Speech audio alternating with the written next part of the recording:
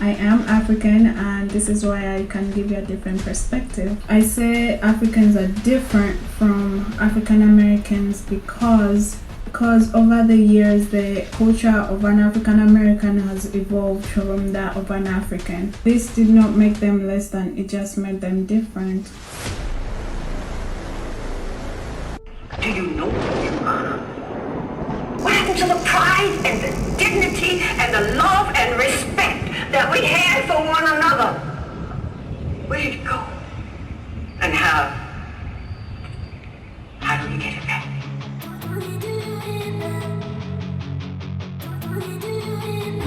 The U.S. ain't got no culture, ain't got no culture, ain't got no culture, ain't got no culture.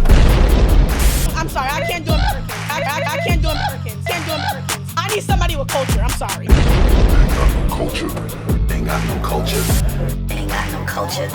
ain't got no culture. What happened to the pride and the dignity and the love and respect that we had for one another? Where did it go? And how do we get it back? Young black men, take your place.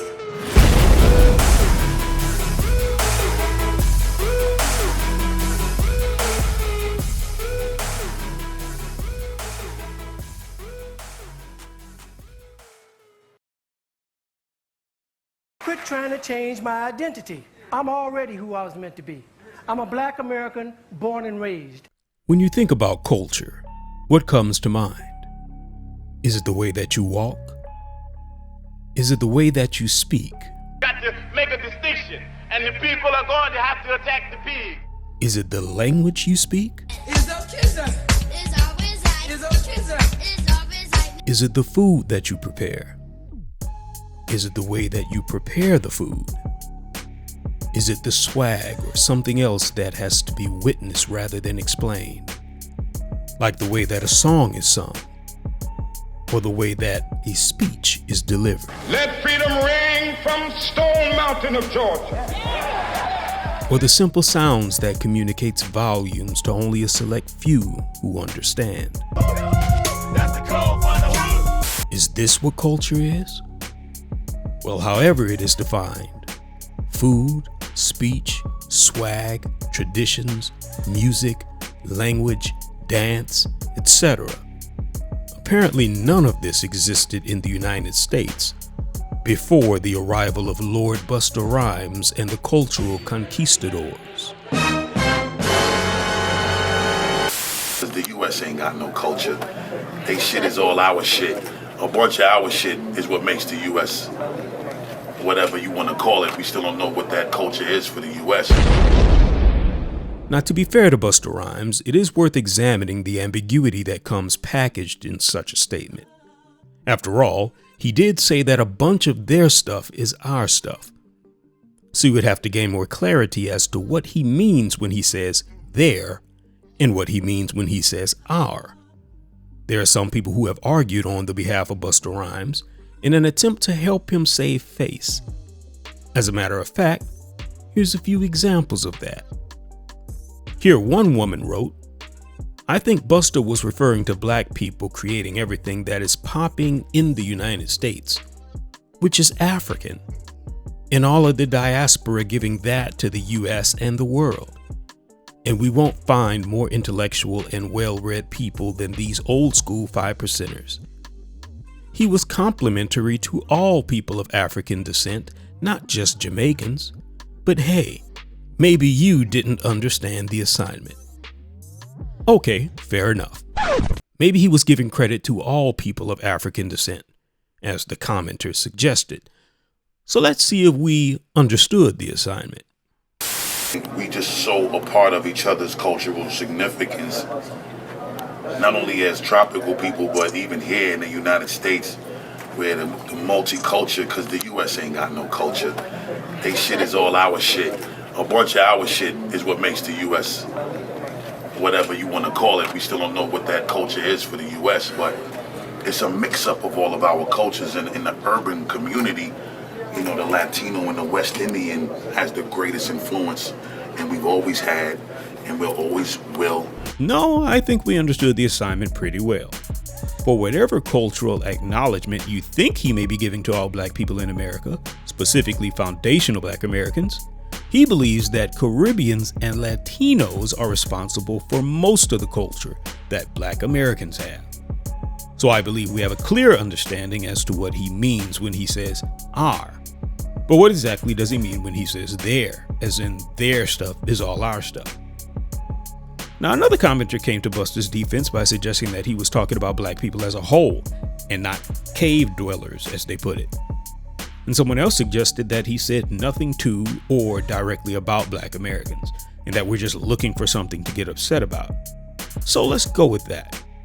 Even though we know that it lacks merit, given the fact that Busta was clear on who he believed it was that brought culture and a deeper understanding of rhythm to the United States. And Latino and Jamaican and Caribbean people, you know, with tropical people, you know, with people that understand what that timing and that rhythm and that pocket feels like in a way unlike any other culture of people. But hey, let's just pretend like he didn't say any of that.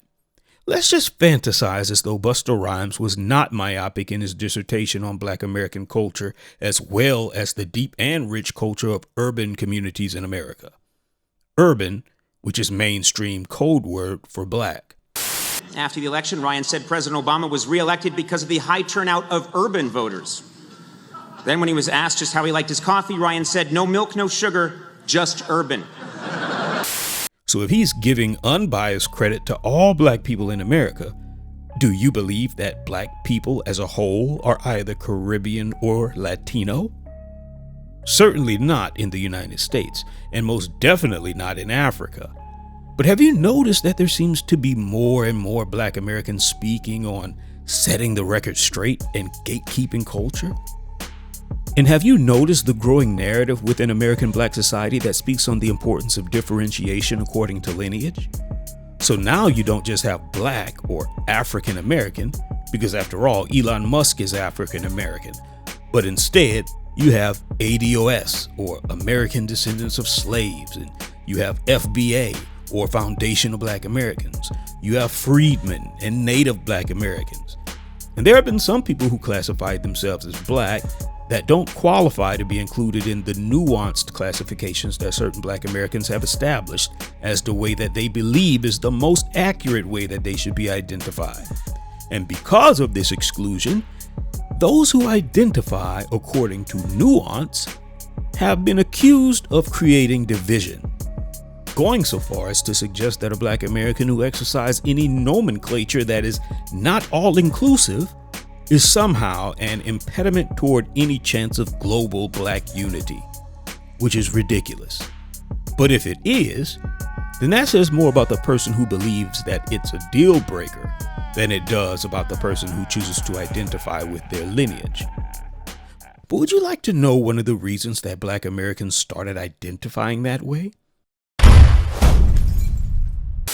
Anything that foundational black Americans create, part of this perverted little unwritten rule is that everybody is supposed to be able to pillage it. Every element of hip-hop is 50-50, bro.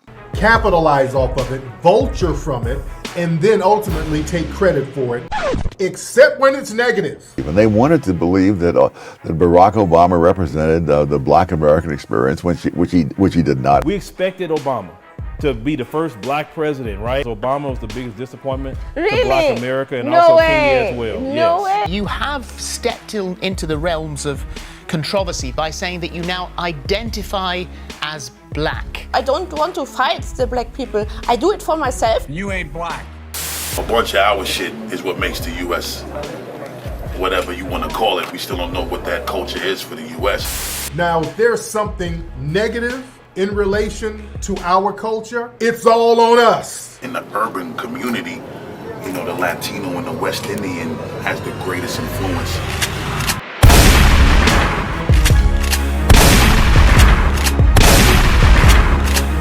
And we've always had, and we'll always will. So why have black Americans begun to culturally differentiate themselves? Because of situations. just like these.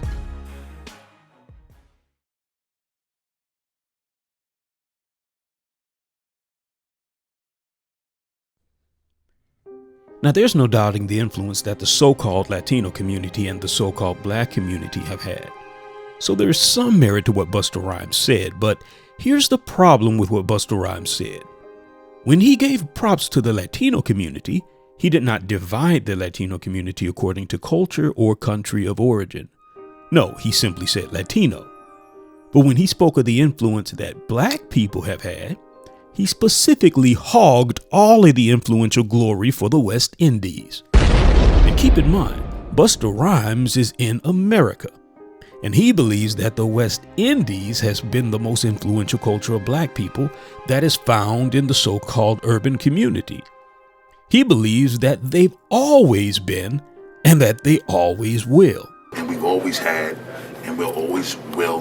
Which is not only a historical inaccuracy pertaining to America, but also a sign of disrespect that is not new to the native black American. Despite creating hip-hop, rock and roll, gospel, R&B, jazz, blues, funk, disco, and all kinds of fashion, inventions, civil rights leaders, comedians that challenge the system of inequality, on and on and on, people like Busta Rhymes, who was born in America from parents who immigrated to America, have always done their best to elevate themselves at the expense of the indigenous black population. And this is largely due to the fact that in America, the predominant sentiment of the native black American was that all black people are the same and equal victims to the systems of white supremacy in America. So the more black people that came to live in America would be more black bodies to serve as reinforcements against the systems of oppression in America.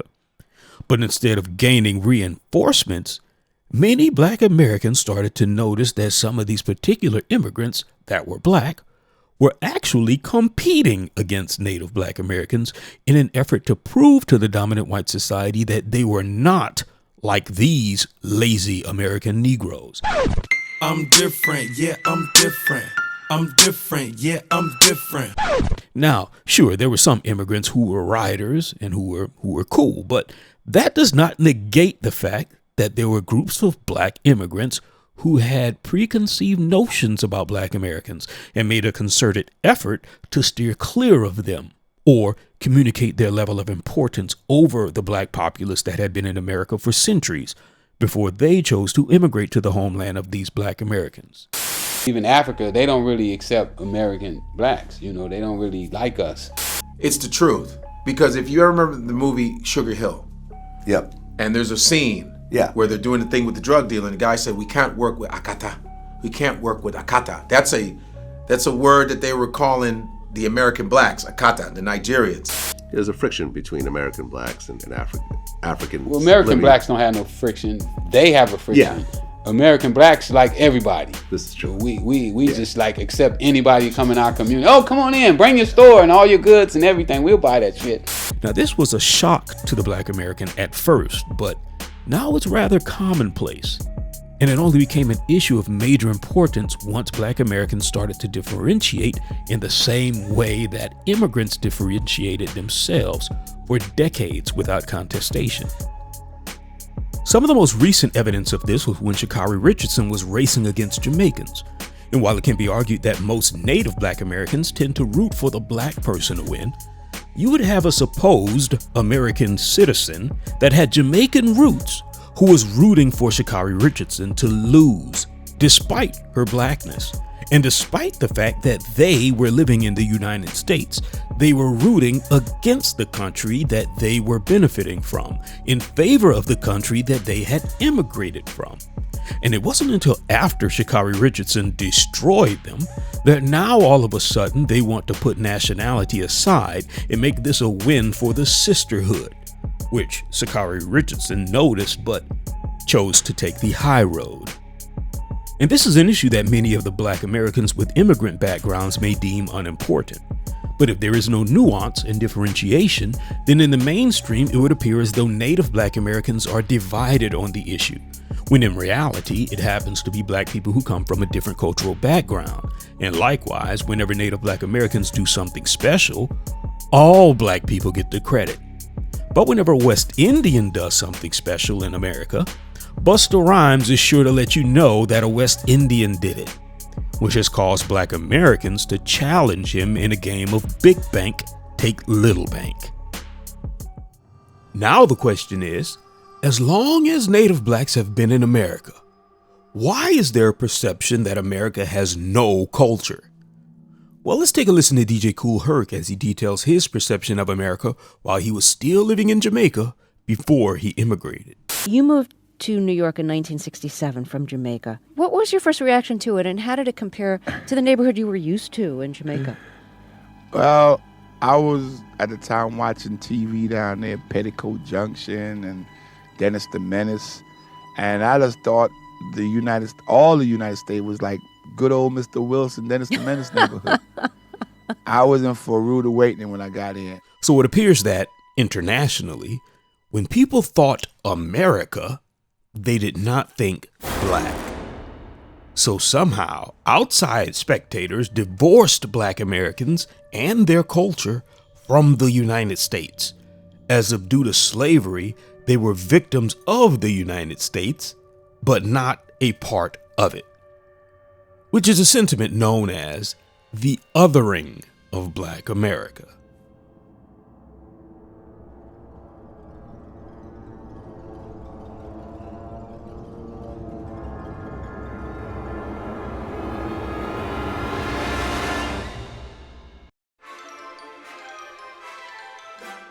Mainstream media was largely the reason for the way that the United States was perceived on a global scale. When the world saw productivity, bravery, and all of the good things, they saw white faces.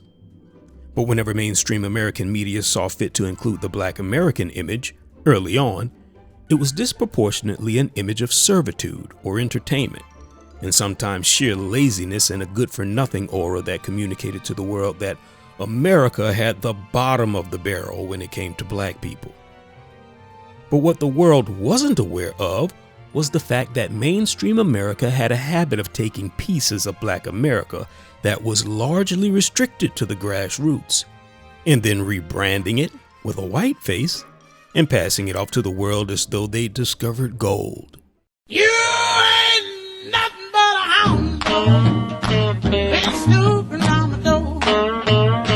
You ain't nothing but a hound dog. You ain't nothing but a hound dog. Now, if you've ever traveled in the southern United States, you may have come across a state named Mississippi. And if you're driving across the state line, you may notice that there's usually a sign that welcomes you to the state that you've just entered. Well, when you cross the Mississippi state line and read the welcome sign, it may have a little message that says, "Welcome to Mississippi, birthplace of America's music." Now, if you don't know exactly what that music is that they consider to be America's music, it's the blues. Oh, you know I'm going down to the river. I must sit down on the ground. And the blues was created post-Civil War by black Americans who were former slaves and the descendants of those slaves. Many of the blues songs that these black Americans sang were birthed out of their experiences of oppression and disenfranchisement. But now, fast forward, and the country and state that was arguably the cause for why these black people found the need to create an outlet called the blues, calls the blues America's music. And if the pervading perception of America is predominantly white, then what will that communicate about the blues? Now, if a group of black Americans are adamant that blues be referred to as black American music, there will be those who argue against this idea and claim that doing so will be divisive, even though it came from black America. No, you can't claim that something is just a part of your culture either. It's for people to share and celebrate and use so you can actually have a society that is cohesive and works together as a melting pot, not all these different groups that can't work together because everyone's so offended. The only people who are actually offended by cultural appropriation don't really have anything else of meaning going on in their lives, it seems. But you ever notice that if black people are protesting something that police did in Minnesota, there will be someone from the mainstream that will say, well, What about Chicago, Chicago? What about black people committing crimes in Chicago, Chicago? And if someone black says that, people like Dylan Roof, who racially targeted his victims, are a problem. There will be someone in the mainstream that responds with, well, what about black on black crime? Black on black crime, which insinuates that black people are required to fix and address any and all things that black people do in America, despite the fact that they don't live in Chicago, nor do they participate in criminal activity. Black on black crime is a bigger threat. But yet, problems that occur amongst people that happen to be black comes with a narrative that these are black people's problem to fix, not America's problem to fix, which raises the question, how is it that the blues belongs to all of America when that came exclusively from black society, but yet black on black crime is never marketed as all of America's problem, but instead is used as a phrase to tell any random stranger that happens to be black that he needs to get his house in order? So a black on black crime is not American? Then neither is black on black music, which takes the blues, hip hop, gospel, rock, pop, jazz, R&B, soul, and a list of other things off of the table. No, you can't claim that something is just a part of your culture. Nigga, please. But I digress.